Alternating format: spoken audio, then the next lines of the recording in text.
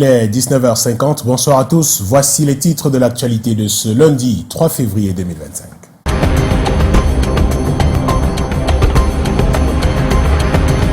À la une ce soir, deuxième cambriolage en l'espace d'un mois au siège de l'ONG Nouveau Droit de l'Homme à Yaoundé. Une situation qui jette un voile d'inquiétude sur la sécurité de ces locaux.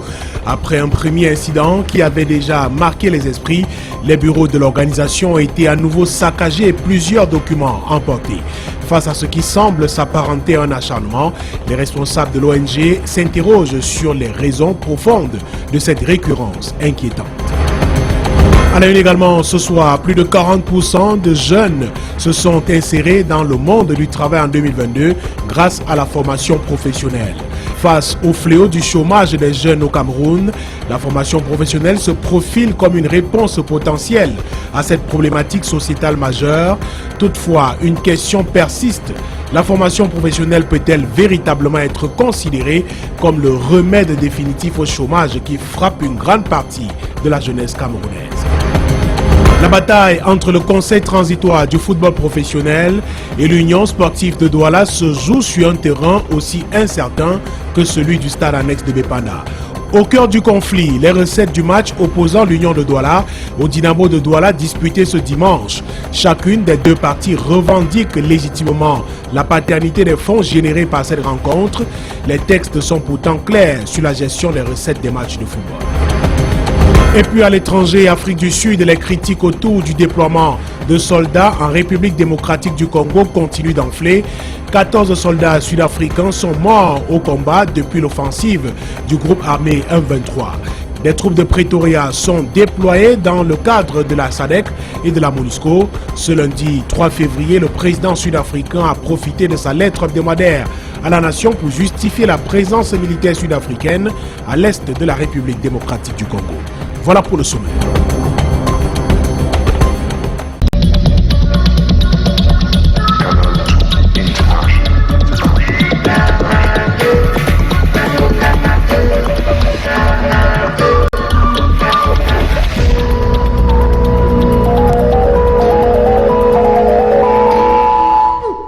Bienvenue au 19h50. Reparlons en ouverture de ce journal de ce meurtre presque oublié, celui du jeune Philibert Bekada, employé de bar. C'était le 4 mai 2023 à Yaoundé.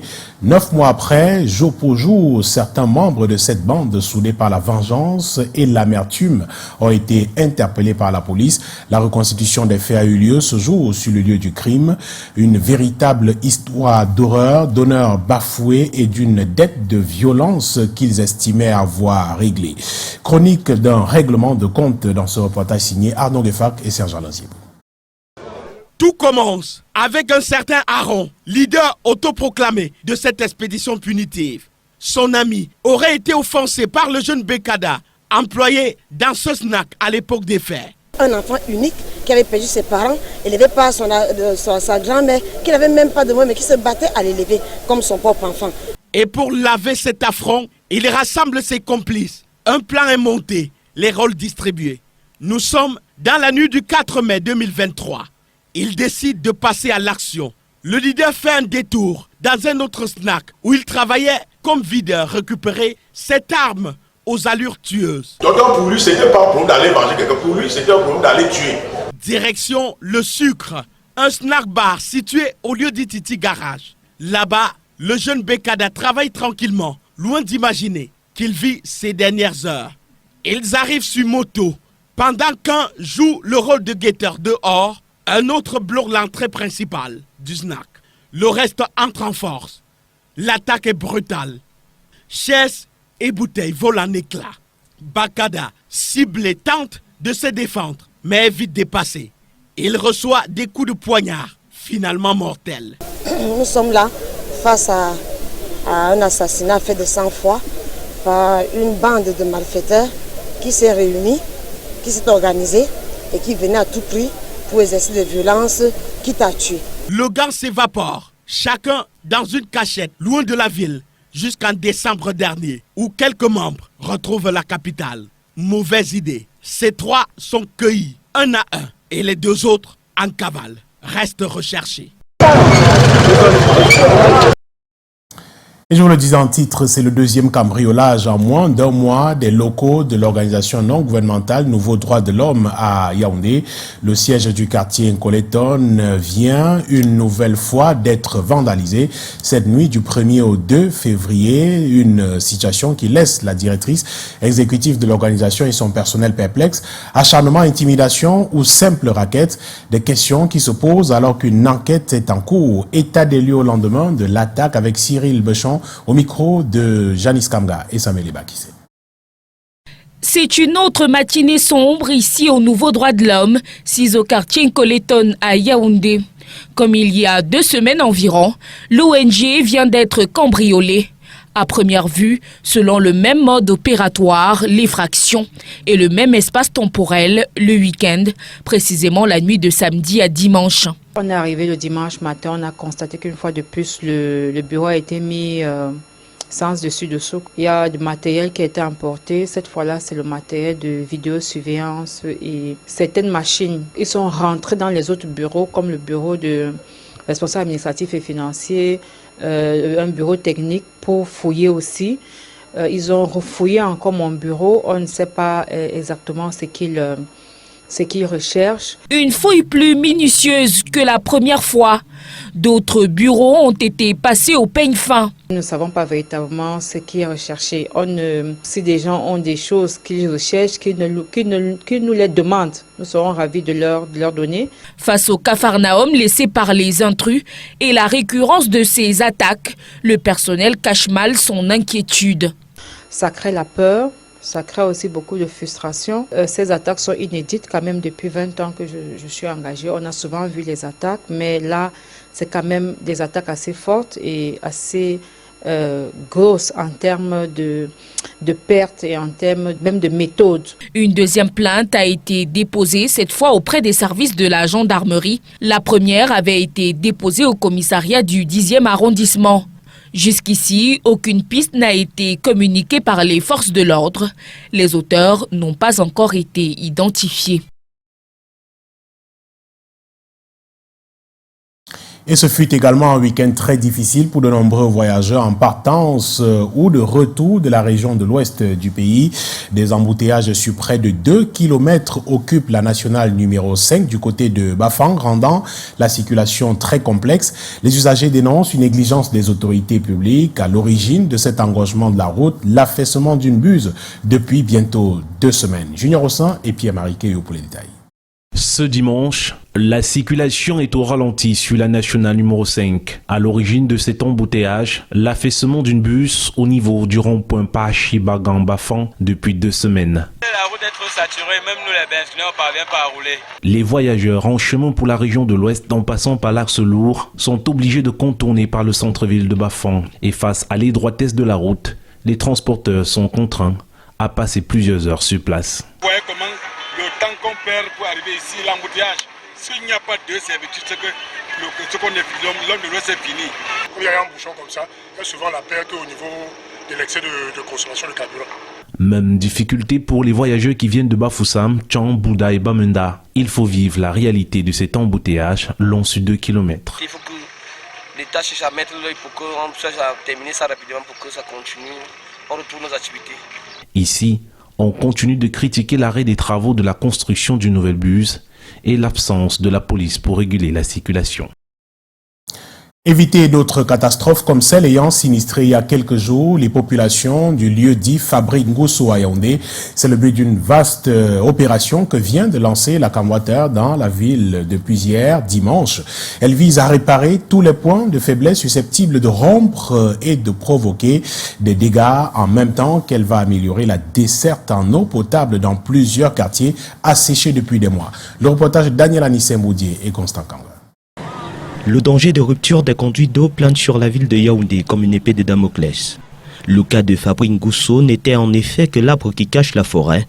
Plusieurs quartiers demeurent sous la menace comme ici à Mendon, dans le 6e arrondissement. Ce monsieur a construit sur la conduite 500 et le risque de rupture de cette conduite est permanent. Si nous enregistrons un coup de bélier ici, nous aurons exactement la même situation qui s'est produite en Gousso il y a de cela une semaine et nous ne la souhaitons pas. La Camwater semble avoir tiré toutes les leçons de la récente panne technique ayant endeuillé des familles et provoqué d'importants dégâts matériels. Cette descente sur le terrain du directeur général et de son équipe ont pour seule visée la prévention d'autres catastrophes éventuelles. Il y a donc des équipes de la Camwater qui vont passer un peu partout, que les uns et les autres aussi contribuent à nous permettre de maîtriser tous les endroits où passent nos réseaux, là où il y a des instruments de régulation, que ce soit les vannes, les ventouses, les vidanges. Il y a aussi des trappes qui sont particulièrement construites pour que les personnels de Camwater puissent accéder aux dispositifs techniques qui sont souvent enterrés. Au cours de la descente, un autre point de faiblesse est identifié, ici au quartier Elixon au lieu dit rue Sepère, et la fuite maîtrisée au bout de 2 heures de travaux. Les équipes locales de la Camwater ont reçu du renfort en ingénieurs et en matériel pour cette vaste opération qui va être menée tout un mois durant dans toute la ville. Compte tenu, comme vous le savez, l'arrivée du pipeis, la pression a considérablement augmenté dans le réseau de distribution. Donc nous avons des zones de faiblesse qui ont tendance à lâcher un peu partout, et d'où la nécessité du renforcement du dispositif. La maîtrise des fuites vise à prévenir les dégâts, en même temps qu'elle va permettre d'améliorer la desserte en eau dans plusieurs quartiers assoiffés depuis des semaines. Et ce 3 février marque le début de la semaine nationale du bilinguisme. Nous avons saisi l'occasion pour aller voir comment se déroulent les cours dans les classes bilingues. Arrêt majeur ce lundi au lycée bilingue d'application de Yaoundé avec nos reporters Delphine Fonkou et Samuel Ebakissé. Dans la Forme 1 bilingue du lycée bilingue d'application de Yaoundé, chaque leçon est un voyage entre 2 langues, entre hésitation et affirmation, entre la douceur du français et la rigueur de l'anglais. Cet après-midi, Madame Emelda, anglophone et enseignante de français, se tient face à ses élèves. Les élèves, habitués à cette gymnastique linguistique, ajustent leur esprit. La leçon est double, se répète, se construit à 2 voix, à 2 rythmes.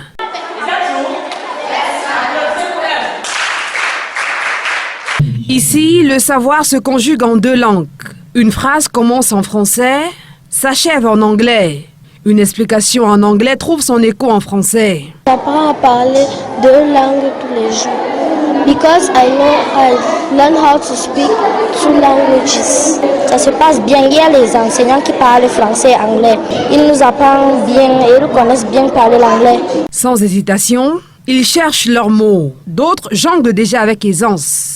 Dans l'ensemble des classes bilingues de ce creuset du savoir, maîtriser les 2 langues est une force. Si vous regardez les résultats du premier trimestre, par exemple, vous allez voir que les meilleurs, dans la plupart des classes, sauf Forme 3, les meilleurs candidats de chaque classe viennent de ces classes bilingues, section anglophone comme francophone.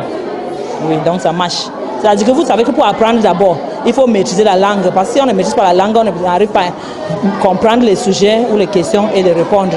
En cette semaine nationale du bilinguisme, les élèves des classes bilingues prennent la mesure de leur avantage de manier les 2 langues. Le bilinguisme est une réalité vivante, un défi quotidien, une promesse d'avenir. Et puisqu'on parle de bilinguisme ce soir, on parle aussi de jeunesse et nous ouvrons notre série consacrée à la fête de la jeunesse qui sera célébrée le 11 février prochain. Et on commence ce soir par la formation et l'emploi. Selon l'Institut national de la statistique, justement, l'INS à la formation professionnelle a permis à 41,7% de jeunes de s'insérer dans le monde de l'emploi en 2022 sur plus de 12 000 apprenants arrivés au terme de leur formation. Ces chiffres sont contenus dans le document recensant les données et indicateurs clés de l'éducation et de la formation professionnelle au Cameroun entre 2021 et 2022 et publié le 11 décembre 2023. Il nous amène à se poser la question de savoir la formation professionnelle peut-elle se classer comme cet antidote contre le taux de chômage élevé dans le pays. Nous allons poser la question aux apprenants, parents et promoteurs d'établissements. Joël Jom 3 avec Constant Kamga. Dans ce centre de formation au quartier Ngousso à Yaoundé, Élisée, Jessica et leurs camarades ont fait le choix d'apprendre les rudiments de l'agronomie, le passeport idéal pour la stabilité. J'ai eu à partir à l'université à l'université Yaoundé 1, où j'ai eu à faire sociologie. Puisque la question à laquelle je me posais beaucoup, c'était qu'est-ce que je sais faire concrètement? Et on a décidé de me faire former, apprendre un métier. Je me suis découvert une passion en agronomie et dans le domaine agricole, avoir ma ferme, créer des emplois. Malgré le taux d'insertion professionnelle relativement faible au plan national, 41,7% pour plus de 12 000 diplômés en 2022, selon des chiffres de l'Institut national de la statistique. Les parents, eux aussi, ne jurent que par la formation professionnelle. Mon enfant, après le bac, je lui mets à une école de formation. Il fait ses 3 ans après le bac et puis il est stabilisé quelque part. Mais il faut reconnaître que les formations professionnelles au niveau supérieur, ça coûte cher. C'est normal. Pour ce promoteur d'institut, la formation professionnelle est la solution, à condition de l'encadrer par des politiques publiques fortes. La formation professionnelle, si on veut être cohérent, ça commence déjà vraiment à partir de la 3e.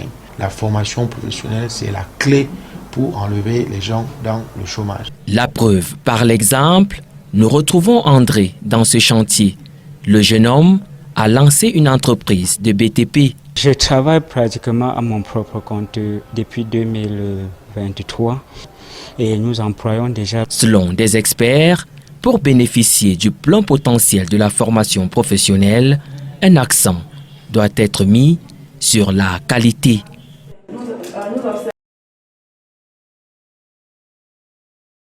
On parle d'autre chose à présent, des infractions assimilées à la corruption qui résistent malgré les plans d'action régionaux de lutte contre la corruption mis en place par la Commission nationale anticorruption. C'est ce qui ressort de l'évaluation du plan d'action de lutte contre la corruption de 2022 dans la région du littoral. L'atelier tenu du 3 au 5 février au service du WANA permettra également d'élaborer les plans d'action de 2025 et renforcer les capacités des participants. Plus de précisions avec Leslie Poumecha et Stéphane Bilac. Les marchés publics illégaux continuent de proliférer, notamment dans la région du littoral, où à peine 27% des plans d'action de lutte contre la corruption ont été mis en œuvre en 2022. Cette situation est particulièrement préoccupante, car elle entraîne non seulement des pertes financières pour l'État, mais également une érosion de la confiance des citoyens dans les institutions publiques. La corruption n'est pas cachée au Cameroun. Elle est visible. Si nous sortons dans un carrefour, vous voyez les policiers, vous allez voir qu'ils prennent de l'argent. Vous allez dans des bureaux administratifs, c'est pas caché, et ils prennent l'argent, tout le monde voit. Pour remédier à cela, il est essentiel que tous les acteurs, notamment les autorités traditionnelles, les délégués des services régionaux, les membres de la CONAC et de la société civile, travaillent ensemble pour élaborer et mettre en œuvre des plans d'action efficaces pour lutter contre la corruption. Bien que tout le monde s'imprègne des attitudes et des gestes contre la corruption, pour assainir les mœurs, et que les affaires du pays marchent de soi. Nous avons tout à notre disposition. Le séminaire qui se déroule du 3 au 5 février 2025 est une étape importante dans le processus, car il permettra d'évaluer les plans d'action de 2022 et d'élaborer de nouveaux plans pour 2025.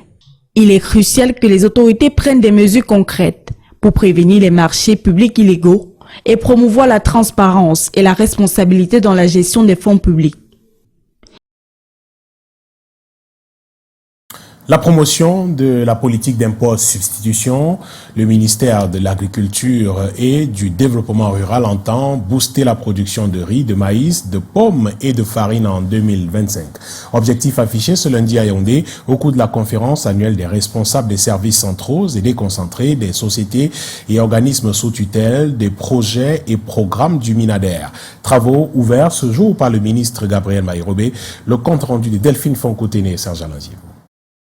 Le riz, le maïs, les pommes, le manioc, des produits essentiels qui continuent d'inonder le marché local en provenance de l'étranger. Pourtant, le potentiel agricole du pays est indéniable. En 2025, l'objectif est d'inverser la tendance. Par exemple, produire 450 000 tonnes de riz en 2026, augmenter la production du maïs de 600 000 tonnes, augmenter la production de pommes de terre de 600 000 tonnes, augmenter la production de manioc de 4 millions de tonnes. L'enjeu est au centre de la conférence annuelle des services centraux et déconcentrés, des sociétés et organismes sous tutelle, des projets et programmes du ministère de l'Agriculture et du Développement rural. Occasion de dévoiler les grandes lignes des projets à mettre en œuvre. Nous mettrons l'accent d'abord sur le projet Plaine Centrale, qui est pour nous un projet important qui permettra l'émergence des grandes et moyennes exploitations agricoles, mais surtout qui permettra de rendre effectif la mécanisation de l'agriculture. Parmi les pistes envisagées, les coopératives jouent un rôle crucial. La coopérative est la meilleure institution capable de jouer sur la substitution des importations et des exportations. Les discussions vont se poursuivre jusqu'à ce mardi 4 février, avec en point d'orgue la traditionnelle cérémonie de présentation des vœux de Nouvel An au ministre Gabriel Mbaye-Robé. Éducation, une délégation des responsables de l'école académique de la formation continue séjourne au Cameroun depuis la nuit dernière. Leur présence dans le pays s'explique par la tenue du salon de la mobilité étudiante vers la Belgique et l'Allemagne, dont le début est prévu ce mardi 4 février 2025 à Yaoundé.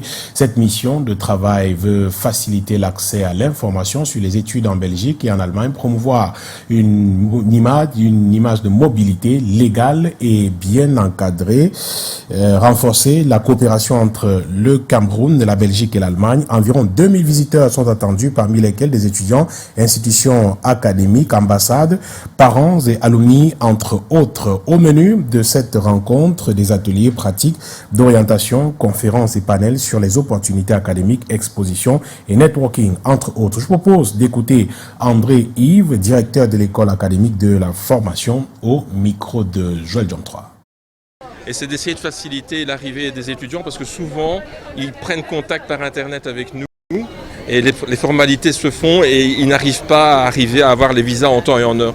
Et donc cette opportunité de venir ici au mois de février, c'était pour nous une chance énorme de pouvoir rencontrer les étudiants. Premièrement, appréhender mieux la culture camerounaise et puis deuxièmement également de pouvoir faciliter l'arrivée des étudiants qui voudraient venir nous rejoindre.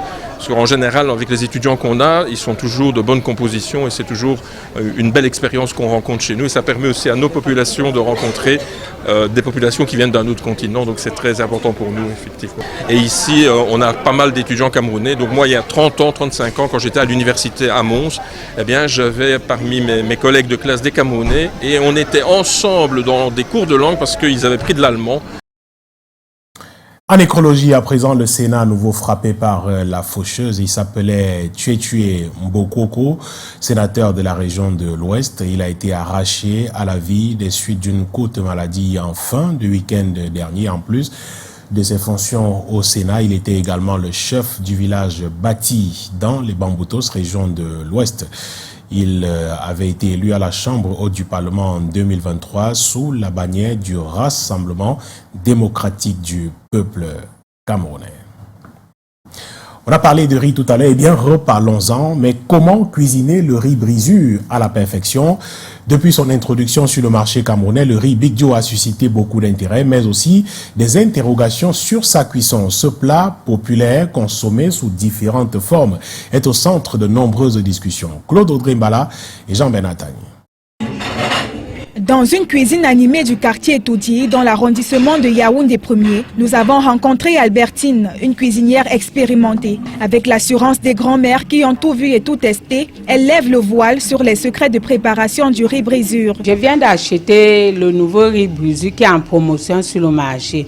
Et j'ai constaté que ce riz brisure a un peu l'odeur de la moisissure. Donc je suis obligée de laver ce riz avant de cuisiner. Depuis la vente promotionnelle du riz brisure Big Joe par le ministère du Commerce, ce produit s'est imposé comme un incontournable des foyers camerounais. Vendu à 15 000 francs CFA, le sac de 50 kg, il séduit par son prix abordable. Mais s'il est devenu un aliment de base, sa cuisson, elle, continue de poser problème. Le riz se cuit à feu doux, ce n'est pas à feu vif. Donc, on règle le feu en fonction de l'eau. Contrairement au riz classique, le riz brisure gagne à être directement plongé dans l'eau bouillante pour une meilleure tenue à la cuisson. Vous bouillez d'abord votre eau préalable, vous mettez de côté. Ensuite, vous posez votre marmite au feu, vous chauffez bien de l'huile, vous revenez, vous faites revenir les oignons et de l'ail avec du riz une fois. Il faut savoir jouer avec les épices et les bouillons pour lui donner du goût, révélant ainsi une astuce méconnue des novices. Vous pouvez le parfumer ce riz avec du basilic, vous pouvez le parfumer ce riz avec de la cannelle, vous pouvez parfumer ce riz avec toute épice que vous voulez, alors et votre riz sera. Malgré les débats sur sa cuisson, le riz brisure a conquis les cœurs et les papilles. Dans les marchés, les restaurants et les cuisines familiales, il s'impose comme une alternative économique et nourrissante. La seule chose que moi je peux dire, c'était que le riz était d'abord, je peux dire ça comment, c'est pas collant. C'était quand même un peu, c'était le riz détaché, c'était un peu, je peux dire que c'était bon. Je n'arrive pas à décrire en fait. Ainsi, la vie du riz brisure se dessine. Un aliment accessible et désormais indispensable dans de nombreux foyers camerounais. Du sport à présent avec la MTN Elite One avec les résultats de la 10e journée disputée ce week-end.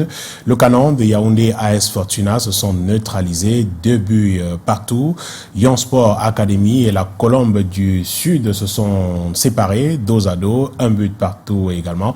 Au stade municipal de Melon, la Panthère sportive d'Undé a battu Stade Renard de Melon.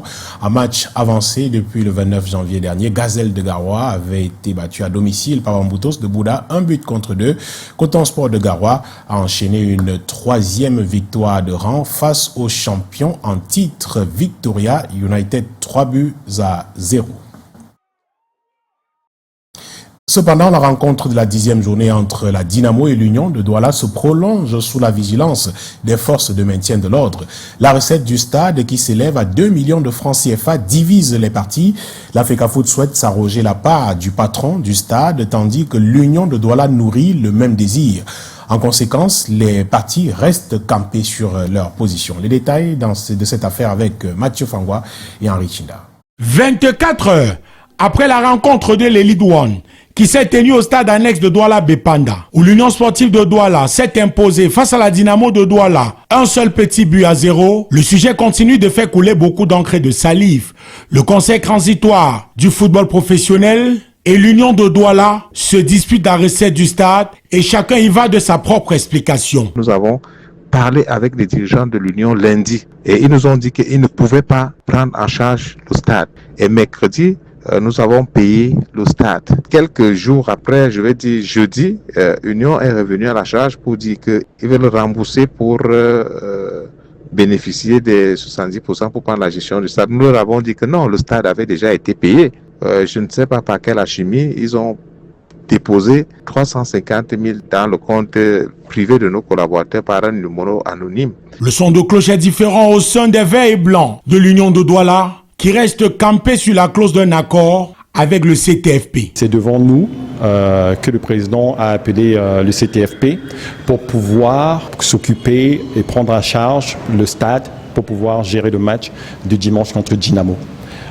Il l'a eu au téléphone, on était là, et il nous a indiqué un numéro de téléphone où on devait déposer de l'argent. Ce numéro de téléphone, il s'avère, je pense que ce soit le numéro de sa collaboratrice. Je pense qu'on n'a pas inventé un numéro de téléphone pour envoyer de l'argent, ce qui a été fait d'un montant de 352 000 francs le jeudi. Malgré l'incompréhension qui règne entre les deux parties, du côté de l'Union de Douala, on appelle à l'arbitrage du président de la fédération. Le président de la fédération, le président Samuel Eto'o, quand il va s'enquérir de toutes les données, je peux vous dire que ces données lui ont été transmises par un intermédiaire. Il trouvera une solution avec l'Union sportive de Douala, ce sera une solution favorable. Rappelons par ailleurs que les Nassara Gamakai se sont imposés dans le classico de cette 10e journée. Et on le voit à peine 2 journées après sa mise en application. La nouvelle grille de répartition des recettes de stade est déjà une pomme de discorde entre le conseil transitoire du football professionnel et les clubs. Pourtant, le document semble clair et les acteurs avisés. Les détails de cette nouvelle grille avec André Garbomar.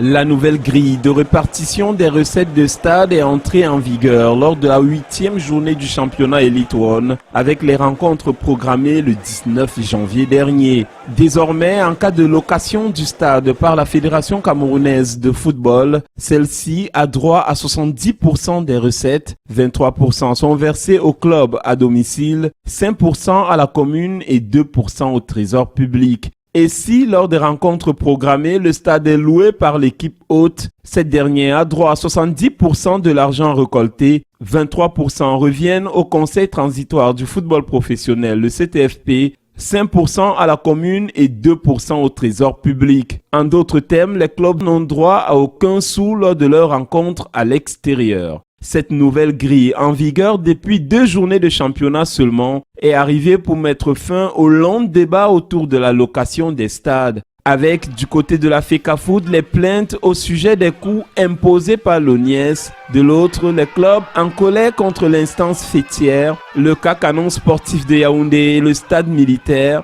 La grille est arrivée comme une bouée de sauvetage, mais il faut désormais bien fixer les règles de jeu pour éviter les fins de match houleuses et les prolongations à la brigade de gendarmerie. Aujourd'hui, vous dites que vous nous donnez 23%. Sur la base de quoi? Alors qu'on s'en À l'étranger, guerre à l'est de la RDC, Cyril Ramaphosa défend la présence militaire en RDC malgré les critiques. Et puis Grammy Awards, l'artiste nigériane remporte le prix de la performance africaine avec son tube Afribeat Love Me JJ. Et en Ouganda, l'opposition appelle à la libération de Kizza Besigye. Lipidjoué Kavante Campo Escalmonte.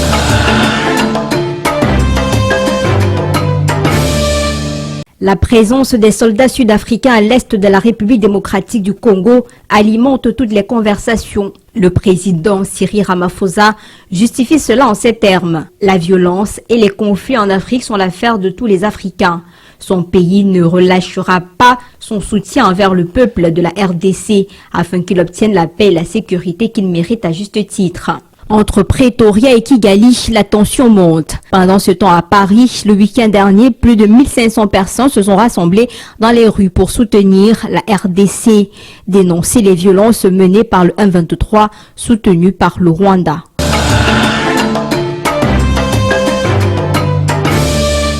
Thames remporte le prix de la performance musicale africaine au Grammy Awards 2025 à Los Angeles.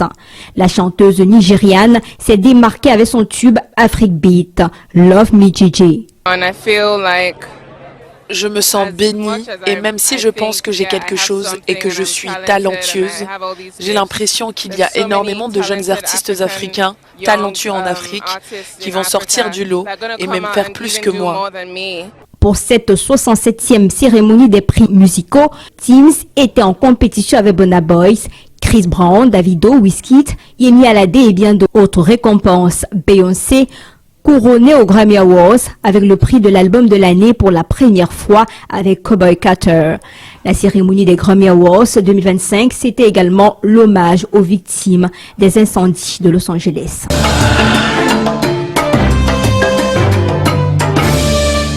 L'opposition ougandaise demande la libération de Kizza Besigye. 4 fois candidat à la présidence, cet opposant est en prison depuis son rapatriement de Nairobi. Il était au tribunal militaire pour répondre aux accusations de possession illégale d'une arme à feu et de menaces à la sécurité nationale. Il est passible de la peine de mort. La Cour suprême a statué la semaine dernière que les civils ne pouvaient pas être traduits en cour martiale. Le président Museveni, dans un communiqué, a déclaré que le pays n'est pas gouverné par les juges. Amnesty International demande également la libération de Besigye, déclarant que son enlèvement a clairement violé le droit international des droits de l'homme et le processus d'extradition avec les protections nécessaires à un procès équitable.